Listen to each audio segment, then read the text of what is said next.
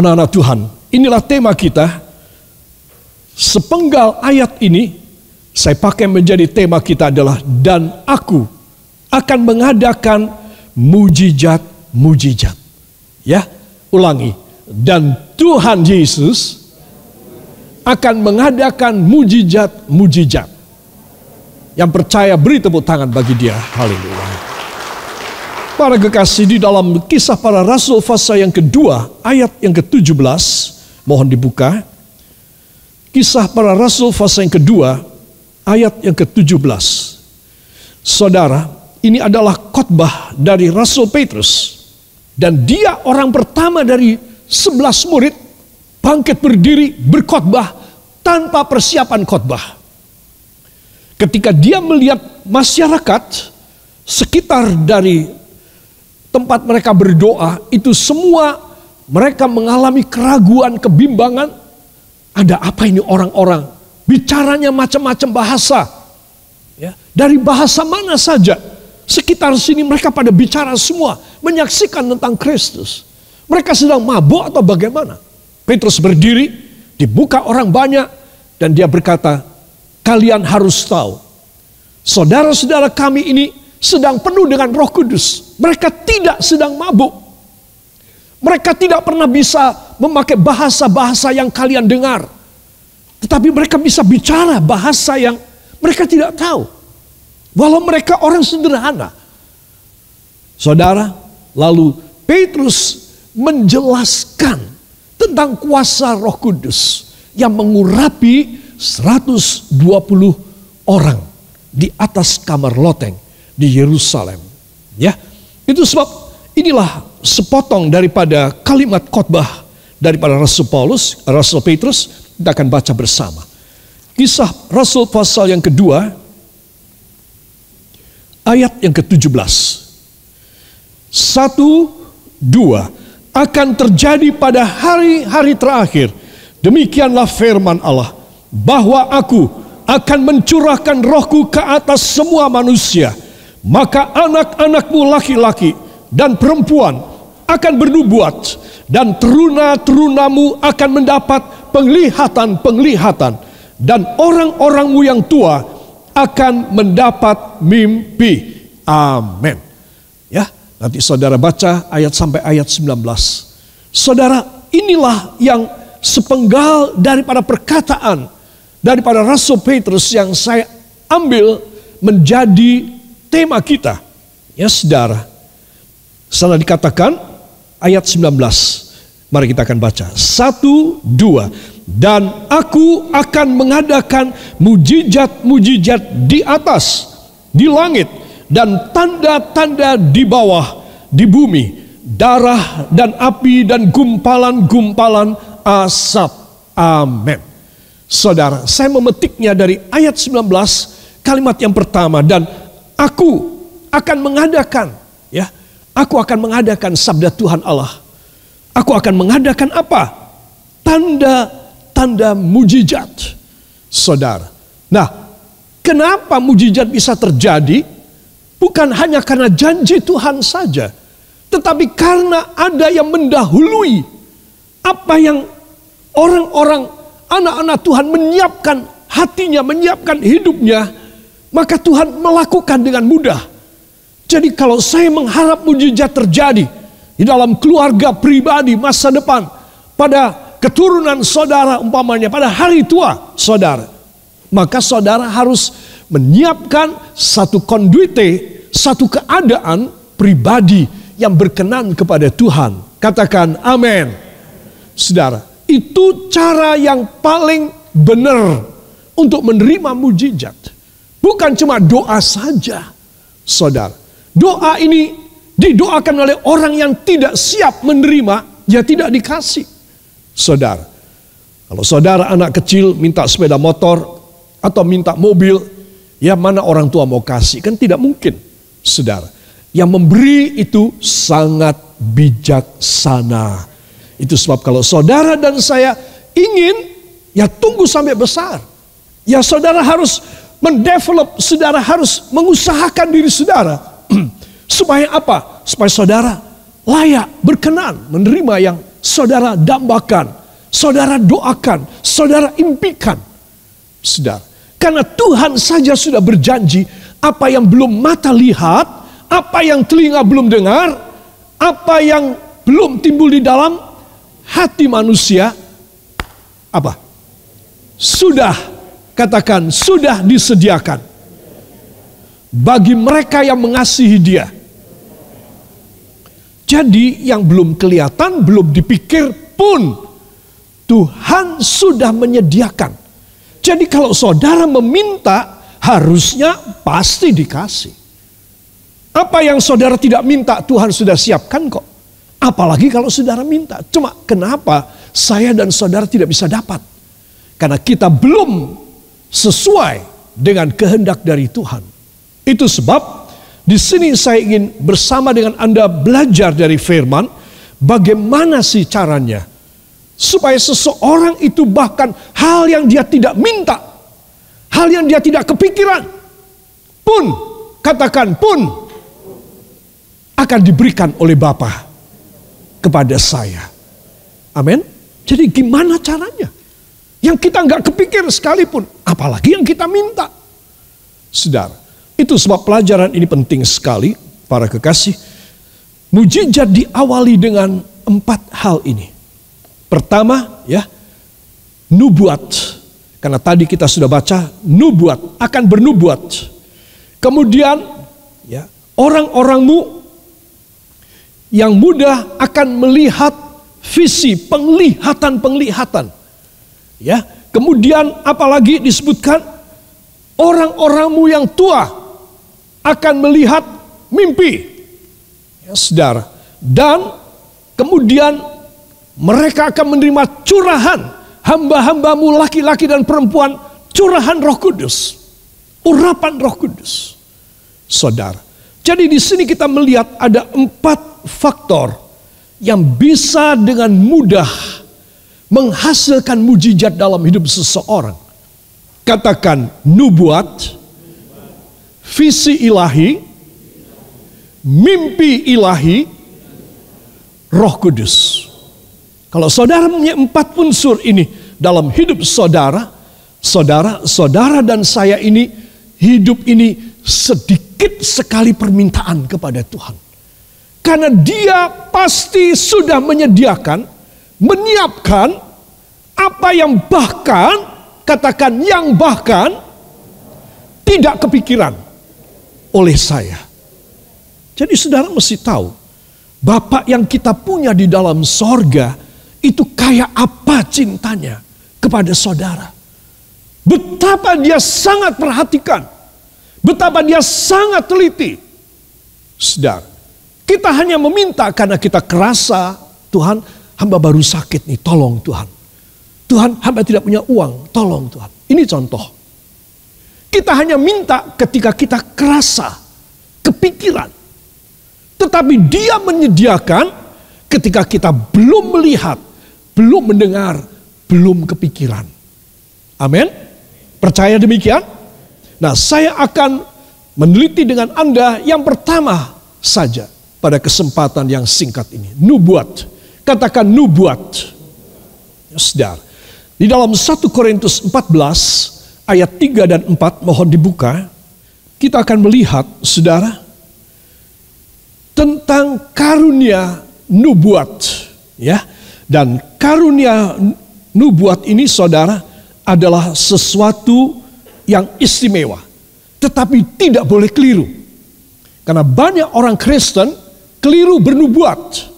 Saudara, sehingga Tuhan menjadi tersakiti hatinya.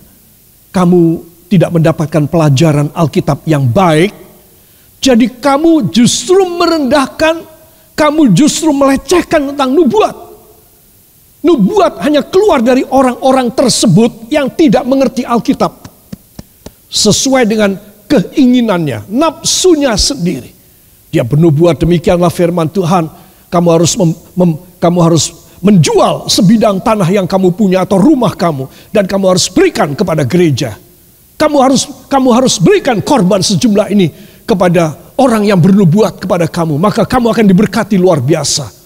Saudara. diperalat. Nubuat ini menjadi alat kejahatan, modus yang tidak baik. Dan itu sebab orang-orang yang bernubuat tidak baik, keakhiran hidupnya hidup dalam penderitaan dan hukuman Allah. Itu sebab perlu saya menjelaskan apa sih nubuat itu. Ya, dan ini penting sekali. Mari kita akan baca bersama. 1 Korintus 14 ayat 3 dan ayat yang keempat. 1, 2. Tetapi siapa yang bernubuat, ia berkata-kata kepada manusia.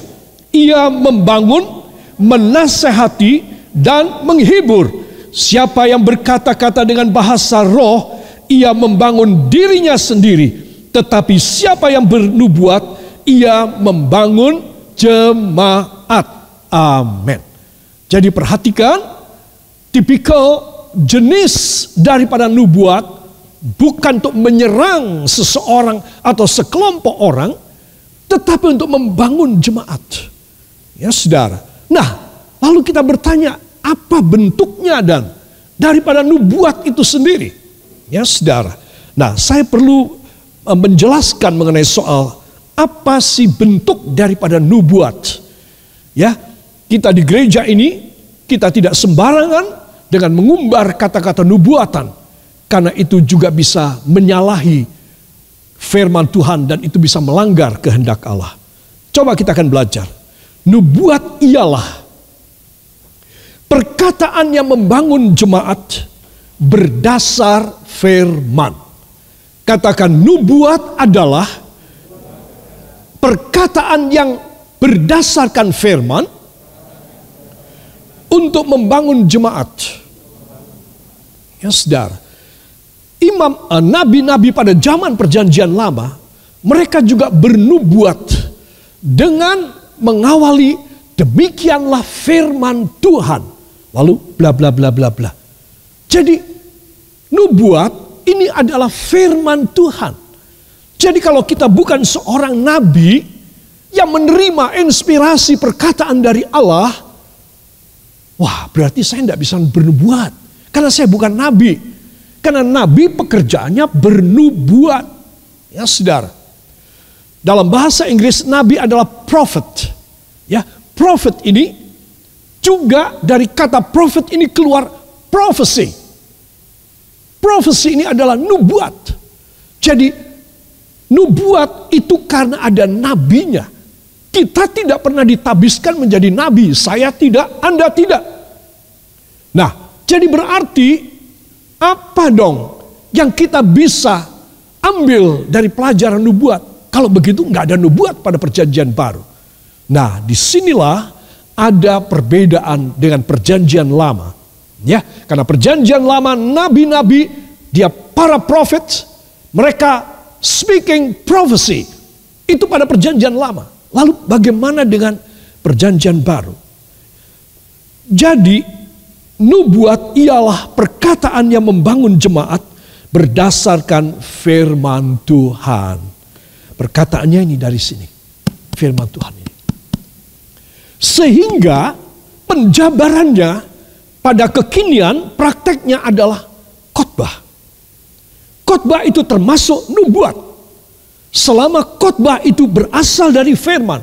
Karena dia bisa membangun jemaat. Amin. Kemudian kesaksian yang membangun jemaat. Kemudian kata-kata penguat. Semacam khotbah tetapi lebih singkat, tetapi memberi kekuatan. Itu nubuat. Saudara. Sumbernya mana? Sumbernya firman Tuhan. Jadi saya sebagai pengkhotbah, kalau saya bersaksi, kalau saya mengeluarkan kata-kata kekuatan pada jemaat dan pada orang lain, saya harus menggali dari sumber ini, yaitu firman Tuhan. Amin. Karena saya tidak mempunyai talenta sebagai nabi. Saya tidak ditabiskan sebagai nabi. Kalau nabi itu langsung dia dapat suara dari Tuhan. Lalu dia katakan. Ya saudara, kadang-kadang saya berkhotbah dan juga pengkhotbah yang lain menerima perkataan firman itu begitu jelas lalu langsung disampaikan. Dia sedang bernubuat. tetapi dikemas di dalam satu khotbah. Saudara, hanya pada kasus yang sangat spesifik dan kasuistik, maka ada orang yang berdiri dalam nama Yesus dan menyampaikan kata-kata dari Tuhan, lalu orang yang mendengar meneguhkan, ya ini firman Tuhan. Ini bukan perkataan dia. Ini dari Allah. Ya, walaupun dia bukan nabi, tapi dia dipakai untuk karunia nubuat. Ya, tetapi nubuat pada keadaan-keadaan yang rutin adalah khotbah, kesaksian, kata-kata yang menguatkan.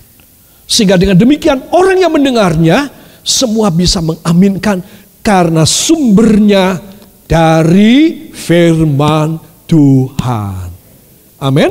Kalau saudara tiba-tiba mendengar seseorang bernubuat, ayo aku akan menubuatkan kamu ini. Kamu nanti pada umur segini, kamu akan mendapatkan pacar, kamu akan begini, kamu akan begitu, kamu akan meninggal pada umur segini. Saudara, kau tidak usah percaya. Itu adalah omong kosong. Itu dia mencontek para dukun-dukun yang dikuasai iblis. Nubuat tidak macam demikian. Nubuat untuk membangun jemaat. Untuk apa? Membangun jemaat. Ya, itu saudara harus tahu. Saudara, sehingga jadi ucapkan dengan iman. Jadi saudara bisa berkhotbah, saudara bisa mengeluarkan kata-kata iman, katakan kata-kata iman saya yang bersumber dari Alkitab, yang saya katakan dengan iman pasti terjadi. Jadi saudara mesti tahu nubuat itu mempunyai hasil akhir, yaitu pasti terjadi. Firman Tuhan mengatakan kalau ada seseorang mengaku nabi, mengatakan bla bla bla bla, kata Alkitab, dan kemudian tidak terjadi, maka orang ini harus dihukum mati. Karena dia telah memakai nama Tuhan dan dia telah mencatut nama Tuhan dengan istilah nubuat. Padahal Allah tidak berfirman kepada dia. Tetapi dia mengatakan, demi nama Yesus, demi nama Tuhan Allah, aku mengatakan demikian. Kalian harus demikian. Tetapi dia bukan dari Tuhan. Dia cuma mencatut namanya Tuhan. Saudara, maka orang ini bersalah kepada Tuhan. Zaman dulu dia harus dilempari batu sampai mati. Ya, itu sebab para kekasih kita harus hati-hati. Jadi kalau saudara bersumber kepada firman, saudara meneguhkan orang di rumah sakit, atau orang di dalam keadaan kedukaan, atau seseorang berkhotbah, dia mengambil dari sumber Allah. Ketika dia berkhotbah, dia mendapat inspirasi. The openbaring van Yesus Kristus. Pembukaan wahyu ilahi. Itu dia bernubuat. Dia sudah bernubuat. Tidak usah macam-macam. Dibikin-bikin supaya orang kasih korban. Dia berwibawa. Dia banyak pengikutnya. Saudara. Jadi banyak orang tidak bersumber kepada firman, tetapi karena hawa nafsunya, karena emosionalnya, karena ambisinya, orang mengeluarkan kata-kata demikianlah firman Tuhan. Dan itu tidak boleh. Kita harus berpegang teguh kepada firman Tuhan. Amin. Orang menjadi nabi untuk bisa mengeluarkan anyone or someone to become a prophet, so that he or she can speak the words of God as prophecy, and prophesying to others, to the church of God. It is because God have already given to him or to her a special talent, and God gave to him all the inauguration for to become a prophet or prophetess. Nabiah, nabi perempuan. Jadi saudara mesti tahu, yang paling safe, katakan yang paling safe, saya bisa mengeluarkan kata-kata nubuat karena saya mengambilnya, saya menconteknya dari Alkitab saya. Ya, Dan orang yang mempunyai talenta dari 1 Korintus 14 ini, talenta untuk bernubuat yang bersumber dari firman, dia diberkati luar biasa. Amin. Itu sebab Anda harus tahu, ya. Nah, jadi kalau saudara dalam kehidupan sehari-hari, saudara selalu sakit, saudara selalu kekurangan, saudara selalu deg-degan, khawatir dan ragu dan bimbang, saudara selalu dalam keadaan yang tidak senang hidupnya. Ayo sekarang saudara harus mengeluarkan kata-kata iman. Kata-kata iman saudara katakan, dalam nama Yesus, aku dilepaskan daripada roh kekhawatiran, dilepaskan dari roh dosa, dilepaskan daripada penyakit, dilepaskan dari roh kemiskinan. Dalam nama Yesus, karena ada tertulis dalam Alkitab, ayat firman yang mengharuskan aku menjadi anak Tuhan yang berkemenangan dan diberkati dan sembuh. Amin. Engkau mengeluarkan perkataan nubuat. Saudara sudah bernubuat. Engkau tidak perlu menjadi nabi atau nabiah. Tapi engkau mengeluarkan, engkau mencontek, dan engkau mengeluarkan perkataan firman dengan imanmu. Lihat, perubahan dahsyat terjadi dalam rumah tangga dan keluarga saudara. Dalam pribadi saudara, mujizat terjadi. Amin. Sebab ini kita harus tahu. Jangan segan, jangan malas, jangan malu mengeluarkan kata-kata iman. Karena itu mirip dengan nubuat. Jadi kalau saudara menghadapi sesuatu keadaan yang negatif, sesuatu yang saudara tahu, wah ini bisa berantakan nih. Aku bisa jatuh bangkrut nih. Aku bisa mengalami keadaan yang tidak membahagiakan di hari tuaku. Ayo dong keluarkan kata-kata iman saudara. Engkau mempunyai karunia ini dari Tuhan. Katakan kata-kata yang penuh kemenangan. Kata-kata yang penuh berkat. Maka semua katakan, maka apa yang saya perkatakan berdasarkan firman pasti terjadi. Amin. Saudara yang kekasih, di dalam Lukas pasal yang ke-6 ayat 17, 18 dan 19, saya undang kita bangkit berdiri sejenak, kita akan membacanya. Juga saya minta di rumah saudara juga bangkit berdiri dan membaca. Mulai dari judulnya. 1, 2. Yesus mengajar dan menyembuhkan banyak orang. Lalu ia turun dengan mereka dan berhenti pada suatu tempat yang datar. Di situ berkumpul sejumlah besar dari murid-muridnya dan banyak orang lain yang datang dari seluruh Yudea dan dari Yerusalem dan dari daerah pantai Tirus dan Sidon. Mereka datang untuk mendengarkan dia dan untuk disembuhkan dari penyakit mereka. Juga mereka yang dirasuk oleh roh-roh jahat beroleh kesembuhan. Dan semua orang banyak itu berusaha menjamah dia karena ada kuasa yang keluar daripadanya. Dan semua orang itu disembuhkannya. Amin. Terima kasih. Silakan duduk kembali. Saudara, kita melihat ada 3 kondisi agar orang-orang sakit yang dirasuk setan, ada orang-orang yang lemah dan miskin dan sekeng mendapat pertolongan dari Tuhan. Ya, ada 3 kondisi. Ini menjadi 3 usaha kita. Saya memberikan satu ilustrasi seseorang yang sedang memanjat, seseorang yang sedang naik ke atas. Ya saudara, dia mencoba untuk dia bisa sampai di atas. Nah, apakah usahanya? Yang pertama dari pembacaan kita, pertama-tama orang banyak, yang begitu banyak, sejumlah besar orang. Ya, dan murid-murid Tuhan yang lain selain 12 orang, ada murid-murid yang lain datang berbondong-bondong kepada Yesus. Ketika Yesus menemukan satu tempat yang datar, dan dia berhenti di sana, dan orang segera datang, begitu banyak ribuan orang datang.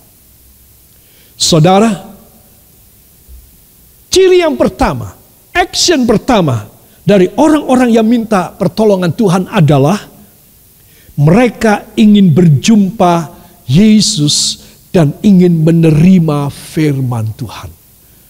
Katakan, di dalam hati saya harus mempunyai kerinduan berjumpa dengan Yesus dan mendengarkan firman-Nya. Ini rahasia pertama, saudara. Jadi kalau seseorang dia datang ke gereja, dia tidak mempunyai keinginan dan tidak mempunyai motivasi yang benar. Aku mau ketemu Tuhan. Aku sudah berada begitu lama di luar beberapa hari. Aku sudah jauh dari Tuhan. Aku kepengen ketemu dengan Tuhan Yesus. Dan aku kepengen mendengar suaranya. Saudara, ini orang dihargai oleh Tuhan. Katakan, dihargai oleh Tuhan Yesus. Jadi saudara mesti tahu bahwa Tuhan hanya akan memberikan sesuatu yang spesial, yang istimewa, mujizat terjadi kepada mereka yang mempunyai motivasi yang benar dalam batinnya, dalam pikirannya. Aku kepingin ketemu Yesus. Aku kepingin mendengarkan suara dari Tuhan. Kalau saudara datang dengan macam demikian, saudara di dalam gereja, di rumah saudara, dimanapun saudara mendengarkan firman, engkau pasti disembuhkan. Dan engkau pasti mendapat kelepasan dan berkat Tuhan. Bapa, hamba telah menyampaikan sedikit dari isi hatimu ya Bapa. Biarlah kuasa-Mu Kau berikan bagi kami semuanya. Kami yang mendambakan perjumpaan dengan Engkau. Kami yang mendambakan mendengar suara firman. Kami yang mendambakan untuk Engkau menjamah kepada kami semuanya. Siapa yang merindukan bangkit berdiri? Taruh tangan kiri pada jantung saudara. Angkat tangan kanan ke sorga. Biarlah Tuhan menjamah saudara. Bisikan doa pribadimu kepadanya.